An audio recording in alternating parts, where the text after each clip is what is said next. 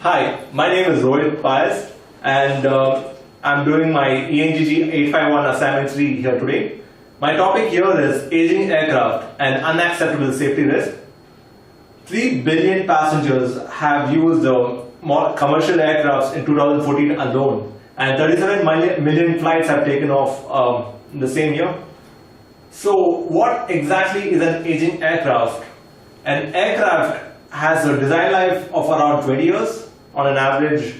So an aircraft which has gone past its design age is considered an aging aircraft. In modern times, most aircraft have a retirement age of 25.6 years. So most aircraft today are operating past their design life.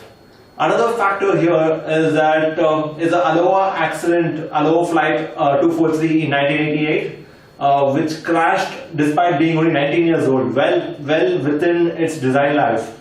The reason for that is because of its operational exposure, which is its flight hours and flight cycles. So this was an incident which brought to light the need for it. So can aging aircraft be considered for safe for operation? Professor Hansman argues that most modern aircraft are safer, are airworthy for up to 27 years based on statistics available globally, except in Africa. In Africa, the maintenance standards are not up to global standards, what ICAO and FAA proposes. So they have an early retirement of 20 years. So this is one of the key factors I identified to address aging aircraft, which is the maintenance. In 7 out of 14 recent major aircraft accidents, deficient maintenance is one of the key factors. And one other factor is that as aircraft grow older, it requires much more inspection time. 15% increase inspection time for every 10 years of age. That is one of the proposed by Mr. Robinson. Shortage of skilled maintenance staff is one of the key issue, and existing staff are overworked and overstressed. Staff spend anywhere between 25 to 40% of the time recording documentation, and sometimes maintenance can have due to their human judgment, they can make errors in diagnosis. But modern aircraft have thousands of sensors which store failure history on ground databases. This data stored remains stagnant because it's large and highly complex. This is one of the areas which I propose to build my research on. So this data can be used to make a model to predict the failure of components. So that you can enable it to be used in the software. So to understand the failure of components, we need to understand it with respect to the operational exposure as well. So finally, we need to create a software which will indicate life of the part on air and on ground as well. So to enable such a system, you need to create mathematical model of failure of components, and by evaluating global databases of sensory data.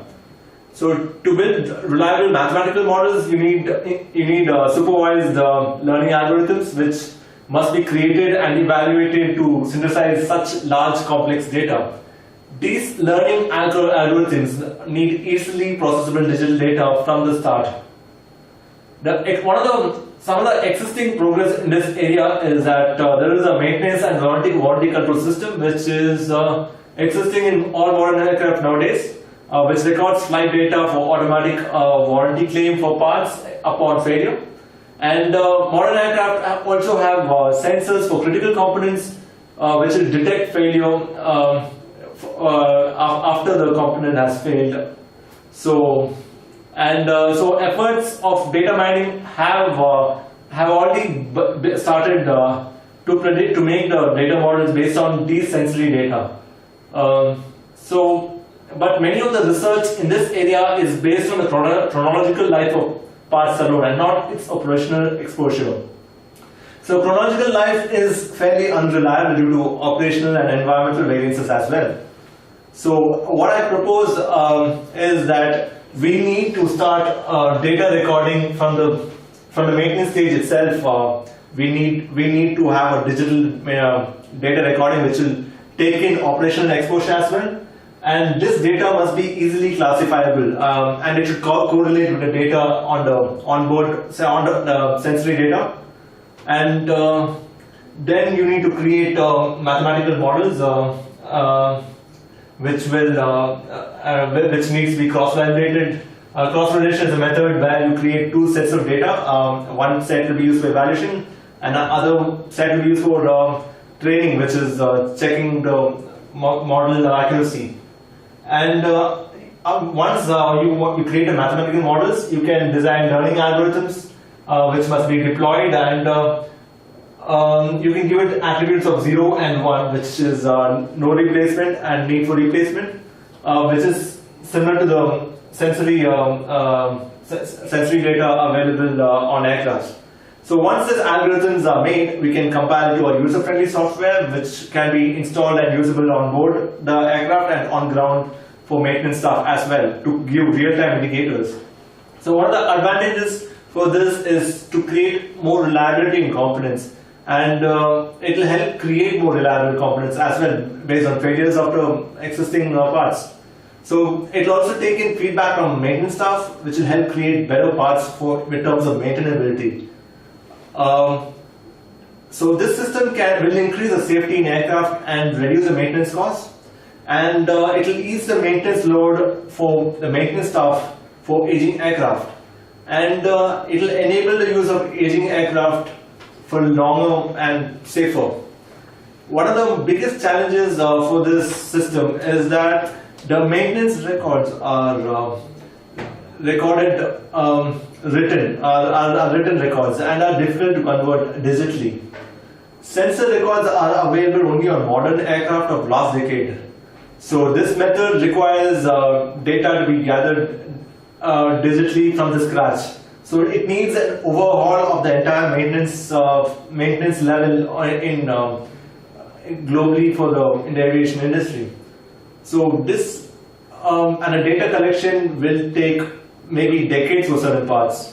So this data is very large and complex. So in conclusion, 2/3 of all aircraft, jet airliners which are in operation today, which are ever produced, are still in operation. So it is impossible to replace all of them, and improbable to live without them. So with rising issues related to aging, newer processes must be in place to handle them efficiently. So existing maintenance diagnosis will not suffice, and a real-time component failure indicator will be a key factor which can address this issue.